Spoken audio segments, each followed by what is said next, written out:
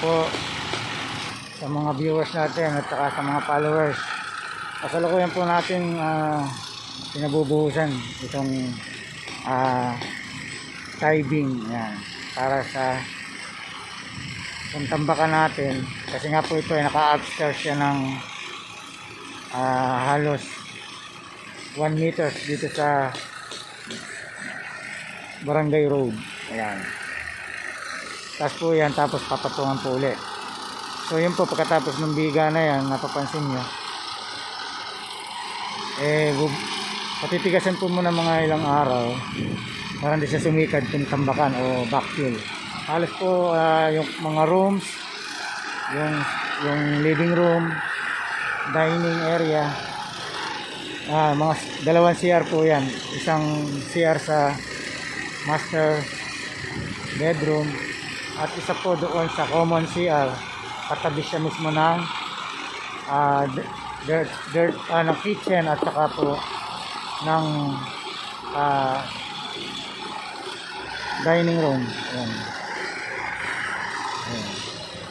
Ito naman po yung sa garahe. Meron po yan 3 room. Ayan. Ayan po, meron din po siyang family hallway. Dito po yung garahe. Ayan. Katabi po ng garahe.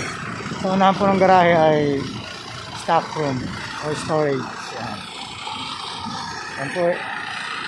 So, tuloy ko yan po binubuhusan yung tie beam.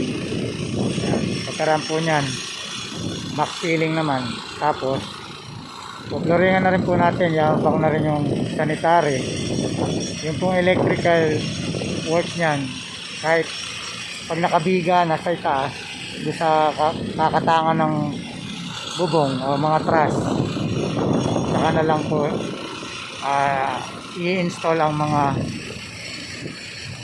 electrical work, kasi sa itaas po manggagaling. Bale, naka high rise po yung ating electrical work, lahat po ng electrical work. Tapos pababa po siya sa mga outlet at saka sa mga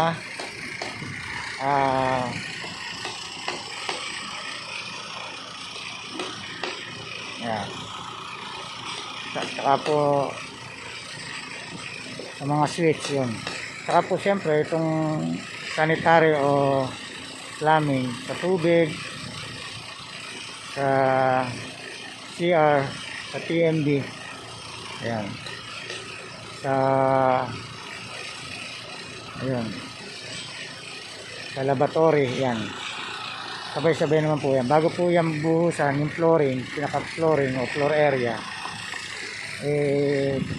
iabang na po natin yung mga pipings ng sanitary, pipings ng tubig. Yan po yung unti-unting nagiging outcome ng ating patrabaho dito sa ating project dito sa Barangay Gabihan, bayan po ng San Ildefonso.